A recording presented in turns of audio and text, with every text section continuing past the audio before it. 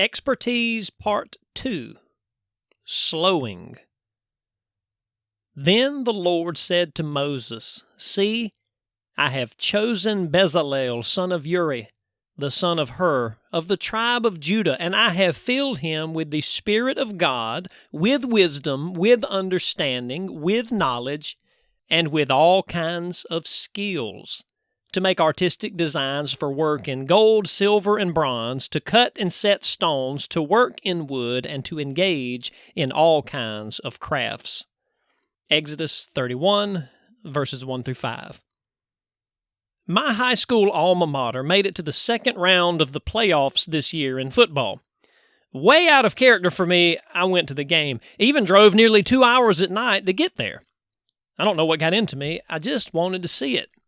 What struck me most was the drastic difference between our school's current football program and the way things were back when I played 20-some-odd years ago. It's technically a mere difference of degree.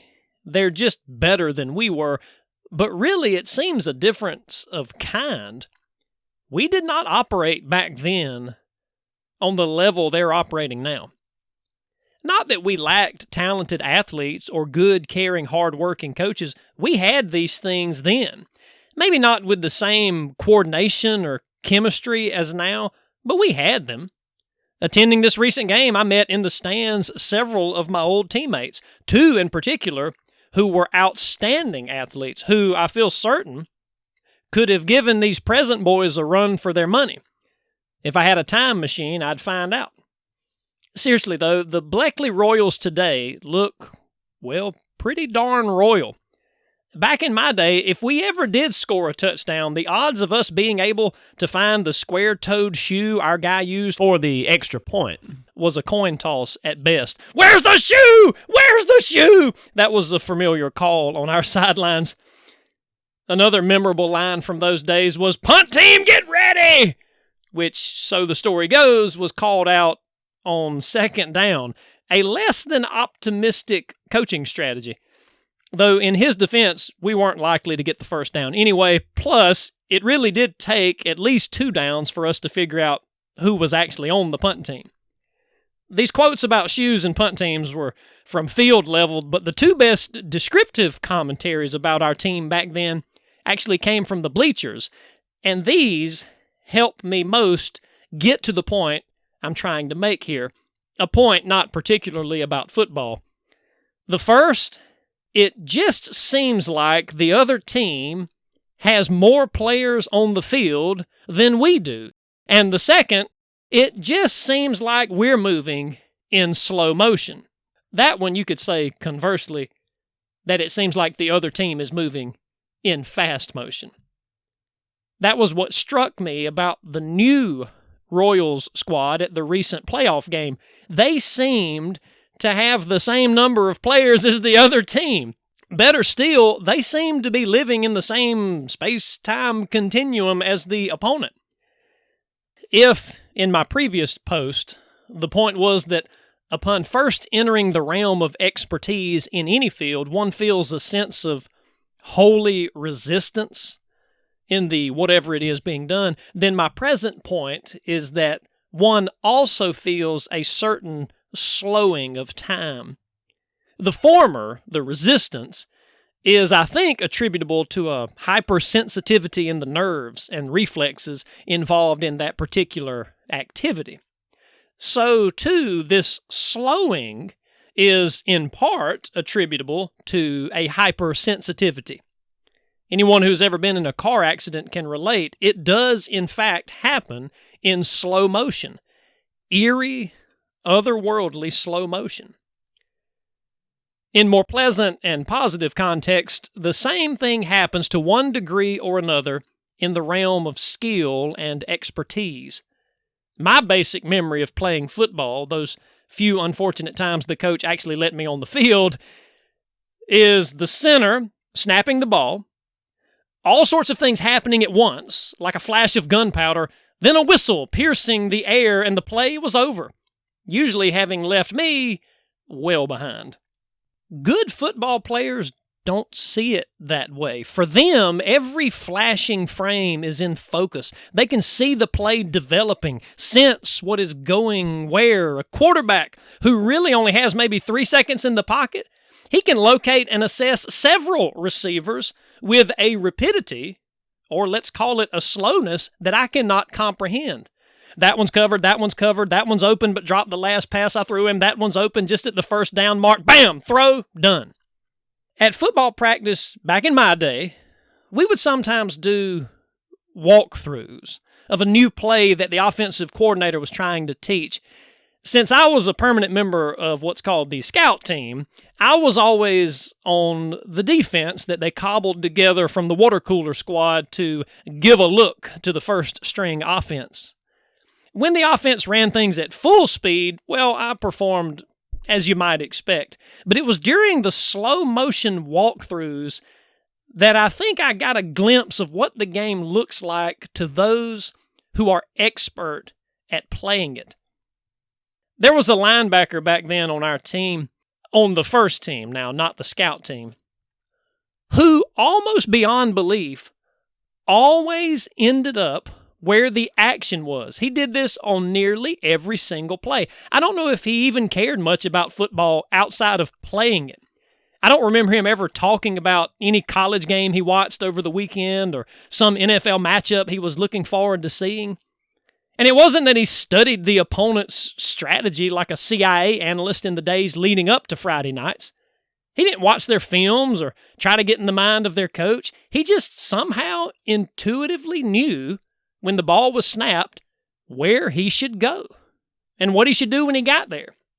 He made, or was at least in on, more tackles than any other player on our team.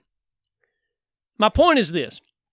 The way things must have looked to him when the ball was snapped are forever a mystery to me. But I like to think that if, during one of those slow-motion walkthroughs at practice, the coach had looked at me, the scout team linebacker, and said, "Wes, you alone can go full speed on this one. Everyone else in slow motion." Well, I think then I would have gotten a taste of it, and how fun that would have been. Thus, expertise.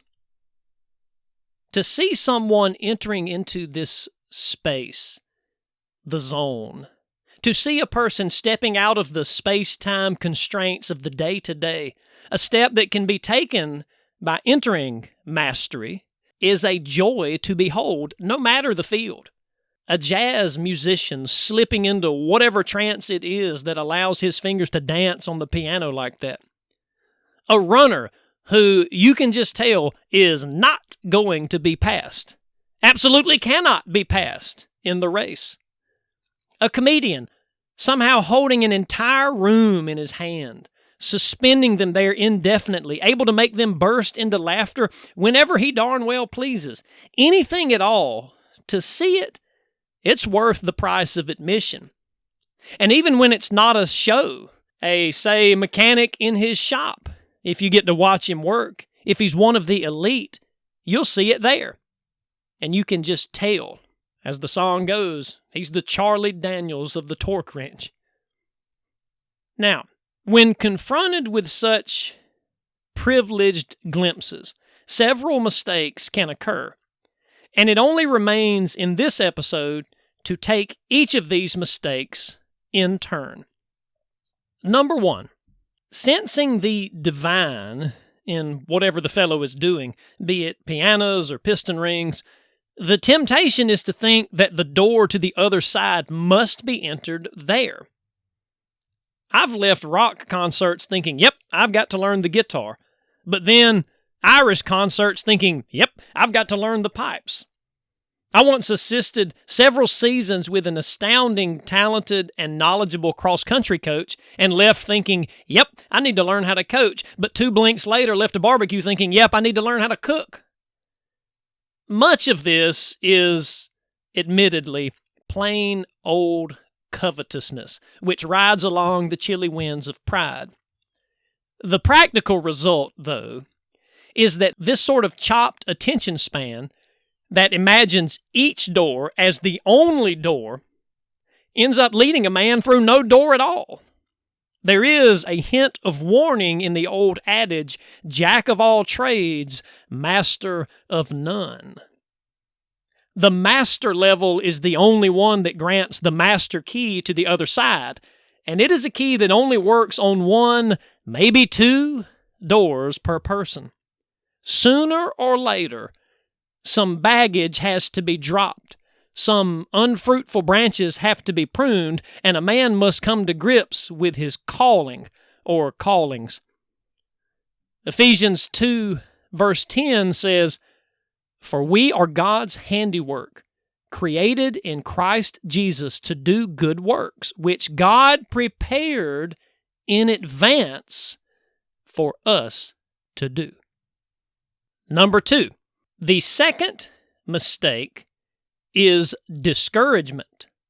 To see a master at his work can be the most deflating thing for us mere mortals, even if we get past the initial fallacy of thinking that our mastery should be in the same field as his, even if, as I say, we can at least get as far as thinking, okay, he's an amazing welder, but for me, I want to be an amazing fill in the blank with your thing. For me, I'd probably say writing.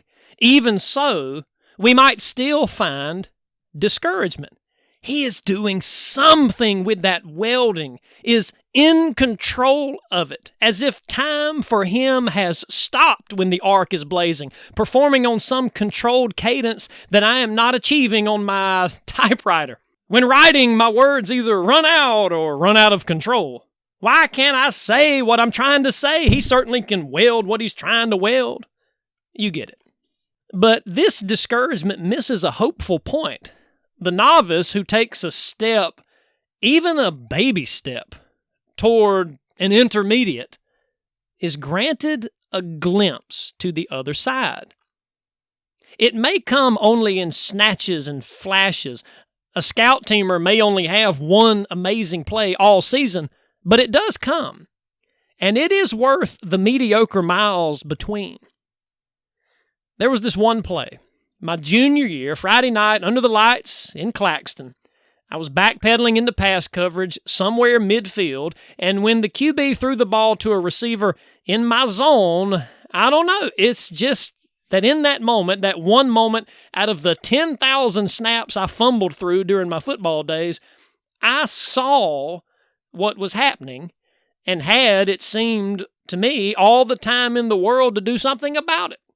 I can still see my hand in the frozen focus of a single frame slapping the ball, knocking it down, saving certainly not the day, but at least saving that play.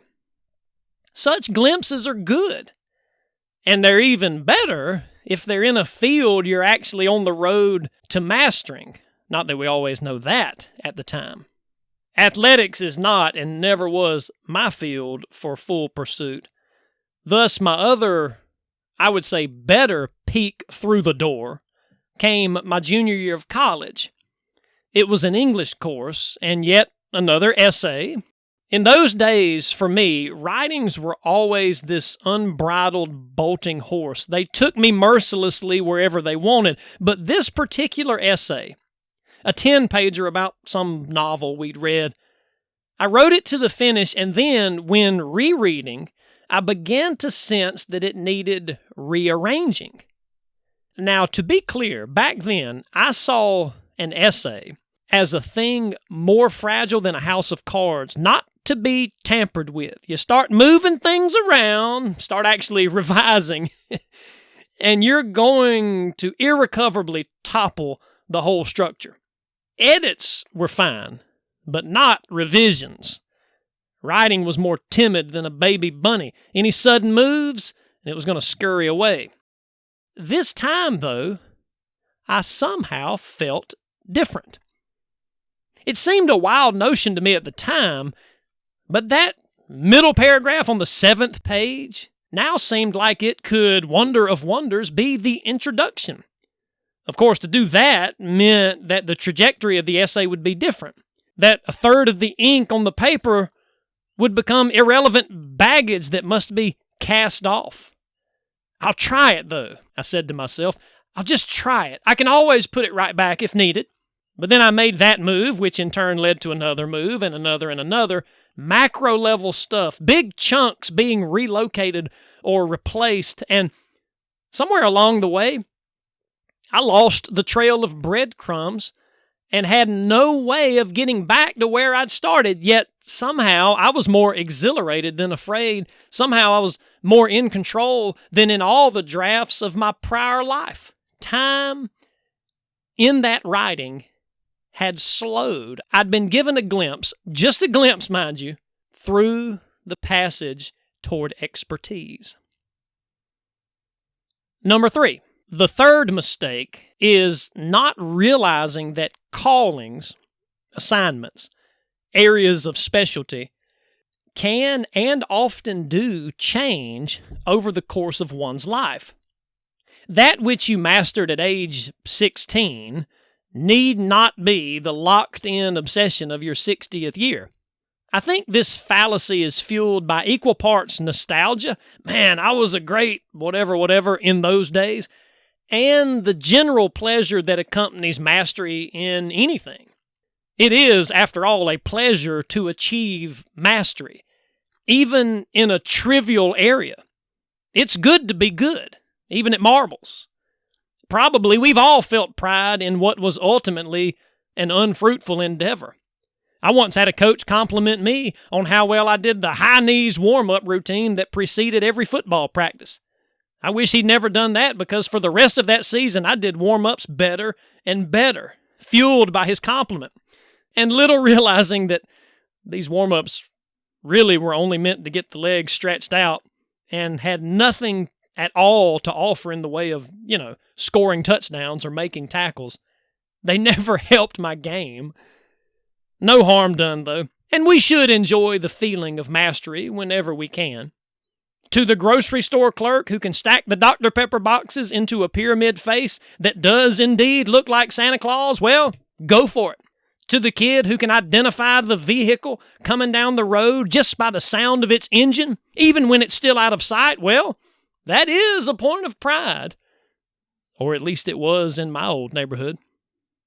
If Justin Wilson could eyeball a teaspoon of salt in the palm of his hand with uncanny accuracy, why shouldn't he?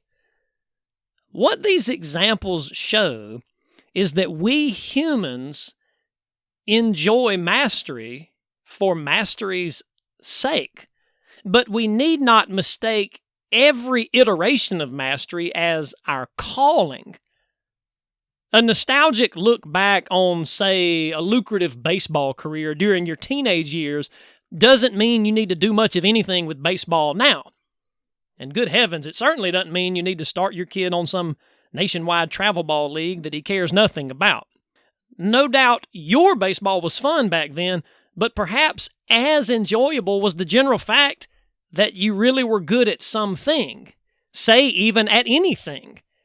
And the way to recover that joy, the one nostalgia beckons you to, is to seek mastery in some new thing, some new calling or assignment. I know of a fellow who was, so I'm told, the best football player at the high school in his day, but now he is a skilled, successful, respected hospital manager. That's the right idea. No two pursuits could look more different than that, but their common denominator is the joy of competence and mastery. The fourth and final mistake to cover in this episode will admittedly seem to turn some of what's come before on its head. Up until now, I've suggested that mastery is a level only attainable to a specialist, just as water pressure is only attainable if all faucets are closed except one. But this is not to say that we are all to be specialists, or even that a specialist must be a monomaniac. There is, as it turns out, a need for jacks of all trades. There is nothing wrong, and perhaps some things especially right, about the general practitioner. Take again an example from athletics. I once saw a short documentary where this fella tried to either beat or debunk all the goofy little games you see at a county fair. Some of the games turned out to be sure enough rigged, like bent sights on the BB guns or underinflated balloons on the dart toss. Some games, though, could actually be won if you had the right skill set. So he brought a major league pitcher to the baseball throw, and that guy was shattering bottles like a sniper. My point here, though, is that he then took this pitcher to try some other games, and when they got to the basketball goal, the baseball star dominated there as well, despite the fact that the ball was overinflated and the rim bent slightly oval. County fair people, you know. Anyway, after this pitcher sank, 20 baskets in a row, the host concluded, and rightly, that as it turns out, someone who is pro level at one sport is also really, really good at other sports. He might not have been NBA material, but he had a general athleticism that was still above the level of mere mortals. This happens all the time in all directions. Michael Jordan played minor league baseball and apparently is not to be trifled with on the golf course. Wilt Chamberlain played pro volleyball. Deion Sanders was NFL and MLB. What then are we to make of the common cultural tendency of sports-minded parents to specialize their children at such an early age? All right, kid, you're out of kindergarten now. Better pick a sport to focus on if you want to have a shot at the top. Thus, their regular season is spent on the field, court, track, or whatever, and then their off-season is spent training for that same field, court, track, or whatever. Any cross-pollination is considered cross-contamination. And it seems to me if the little fella isn't fed up with his sport by age 10, well, lucky him.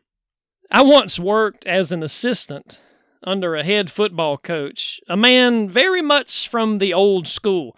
Deep voice, comically belligerent comments, giant straw hat. He was great. And one day he started listing off on a whiteboard names of kids that he had coached over the last century, kids who were primarily baseball players, but who had also played football on his team in the fall. "You know why they were so good at baseball?" he asked me. I woke up then in my chair and said, what? No, sir, no. "Because they were tough. Football made them tough." It's a strange thought that playing with a pointy ball on a big green rectangle could make you any better at playing with a spherical ball on a dirt diamond, but that was his theory, and I think he had a point. Take, as another example, the world of learning. I love learning, which is a big part of why I love teaching. Now, as things are structured in our land, to pursue learning, or let's call it, in this instance, formal education, to pursue it higher and higher means also to funnel yourself narrower and narrower. The mountain narrows to a tiny peak as you climb up and up, the pinnacle being, I suppose, a PhD in whatever your field is. And I've thought about that pursuit many times. If I had all the time and money in the world, I'd like to do it. Mine would be something in the world of literature. But here's a point worth noting. I'm eligible to start my PhD pursuits right now. I have my undergrad and MFA. But also, I can soberly admit that it would be something of a sham or a charade for me to presume, at this point in life, to offer something new to advance the field of literary studies, as if I've already exhausted all that has been advanced already. But that's exactly what a doctoral candidate is supposed to do, say something new. Now, my uneasiness might be in part due to my particular field. Things like literature and history, which tend to look back in time, are of a different kind than, say, the sciences, which have much to discover in the present. I can easily envision a young doctoral candidate motoring out in a Boston Whaler every morning to measure, the ocean temperature at such and such a location at such and such a time. Or take an actual example of this biology professor I know who did his PhD research in his garage by constructing a homemade tank that allowed him to manipulate water temperature so that he could test the behavior of crawdads with various parts of their antennae snipped off. No one had ever done that before. He did it, and now we know. Literature is a bit different, it seems to me. Sure, there is work to be done. I am very grateful for authorized and annotated editions of text with all the labor-intensive research of the foremost authorities on that author, folks who have looked into it. And to be clear, historians have real work to do, too. As Thomas Cahill explains, quote, "I think rather that every age writes history anew, reviewing deeds and text of other ages from its own vantage point," end quote. But my point here is this. With literature, to speak plainly, I am not well read. Yet I could start right now on a doctorate, and that is a problem. I have not read widely, meaning that there is so much literature and literary criticism out there that I've never touched, even and including what are considered foundational pieces. But if I follow the typical next step on the collegiate ladder, they would tell me to say something new about some one thing, whereas I hardly know anything old about any old thing. This is no false humility. This is simply an accurate assessment. The academic trend is to micro-focus on some narrow and novel point, while not at all having any real grasp of the big picture. And I can see it now. They start calling me Dr. Young. It goes to my head, and I begin to believe that I know anything about everything just because I know something about a small thing. I'm just not there yet. Now, to be clear, some people are there. A friend of mine, who is in fact well-read and does have a grasp of the big picture, taught college English his whole career, and he told me how much he learned over the years, over the decades, from the Norton anthologies he used in the classroom, and particularly from the introductory material, biographical, historical, etc., provided for each literary selection.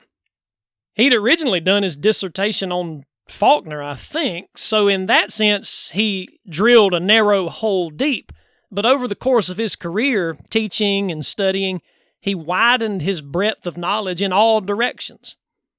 I like that. Maybe in the final assessment, it's a both-and situation. We need folks out there checking the water temperatures for sea turtles, or finding the shrapnel pieces taken from Ernest Hemingway's leg. But we also need the G.K. Chestertons of the world, he an art school dropout, by the way, folks who take in all the scholars' findings and synthesize it into some sort of cogent thought as to what life is all about.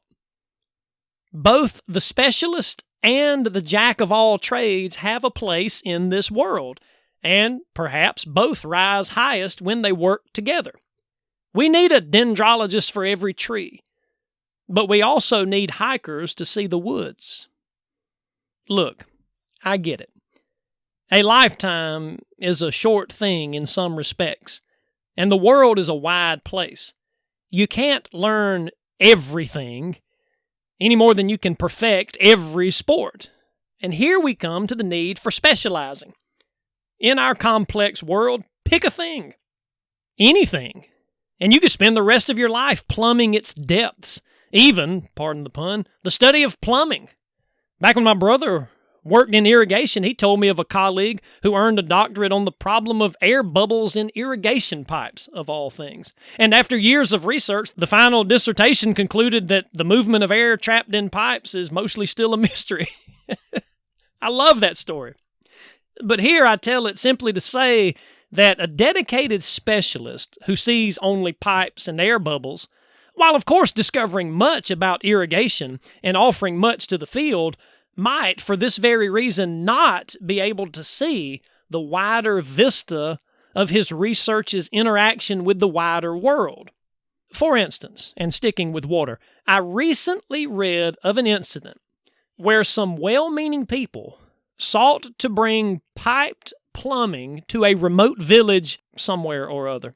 To the team, it was an obvious good. Running water, the convenience of pipe and tap and valve. But once they got going, or maybe it was after they had finished, the villagers rejected the plumbing because it took away their communal center. Before, they had all gathered daily to draw water at the well, and that held the tribe together. Now, the connected piping was pulling them apart. A man who is only ever leaning over his lab table looking at air bubbles in a magnifying glass could easily miss the general practitioner's wider view of context and culture. Perhaps, I say again, it takes both sorts. But my caution is that the one should never pretend superiority to the other simply because he happens to be narrow and the other happens to be broad. We each have our part to play. As Paul writes, quote, "If the whole body were an ear, where would the sense of smell be?" Let me shift here a bit and address another caveat. Pursuing studies in a specialist field does, yes, hone the general skills needed to be proficient and accurate in wider studies, and that needs to be said. Studying one thing in depth does allow a scholar to more carefully and accurately explore, verify, and validate anything that he has a mind to investigate. Teach a carpenter the use of tools, and he can build anything you need. I like this.